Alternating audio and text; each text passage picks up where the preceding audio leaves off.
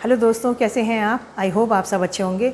आज मैं आपको एक छोटी सी टिप देती हूँ।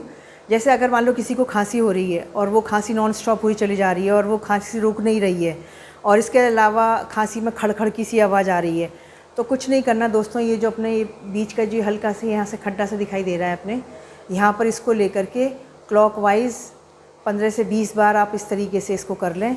इससे बहुत रिलीफ़ मिलेगा और वो जो खांसी जो बार बार हो रही है और जो खड़खड़ की आवाज़ आ रही है उससे रिलीफ़ मिलेगा। Thank you so much. I hope आप सबको अच्छा लगा होगा। Thank you.